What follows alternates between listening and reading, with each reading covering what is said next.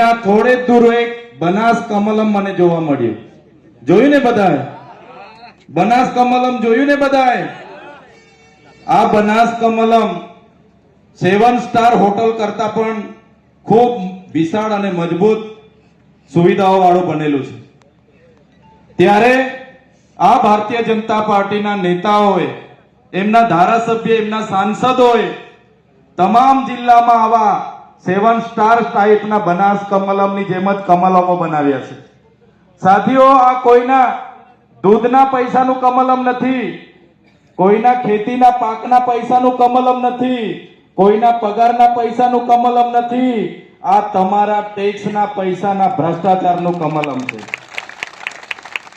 એ લોકોના મોટા મોટા કમલમો બની ગયા, એમના નેતાઓના બંગલાઓ બની ગયા, અને આપણા અત્યાર સુધી આંગણવાડીઓ નથી બની, આપણી અત્યાર સુધી શાળાઓ નથી બની, આપણી શાળાઓમાં અત્યાર સુધી માસ્તરો નથી આવ્યા, દવાખાનાઓમાં હજુ ડોક્ટરો નથી આવ્યા.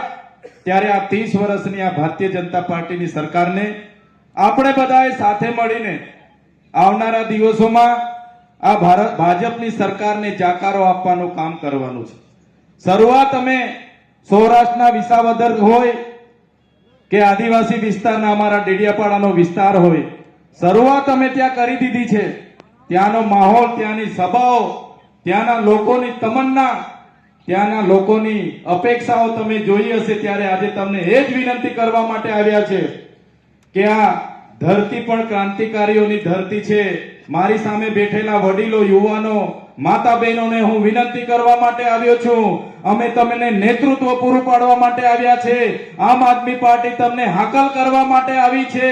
આ ભારતીય જનતા પાર્ટીની સરકારને આવનારા 2027ની વિધાનસભામાં જાકારો આપવા માટે, આવનારી તાલુકા જિલ્લા પંચાયતોમાં જાકારો આપવા માટે હવે તમારે તૈયાર થઈ જવાનું છે. તૈયાર છો બધા?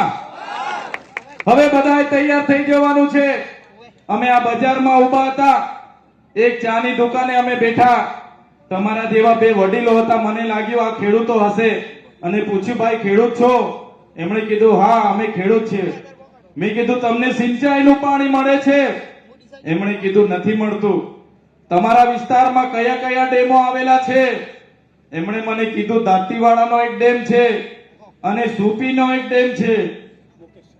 સુકી સિપોઈનો એક ડેમ છે, સીપુ ડેમ. હા, ત્યારે એમણે કીધું કે દાંતીવાડા ડેમ અને સિપોઈનો ડેમ લગભગ 8 થી 10 કિલોમીટર છે.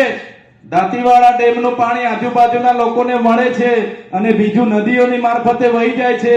જ્યારે સિપોઈ ડેમમાં પાણી સંગ્રહ થતો નથી અને સિપોઈ ડેમની આજુબાજુના લોકોને આજ દિન સુધી સિંચાઈનું પાણી નથી મળતું.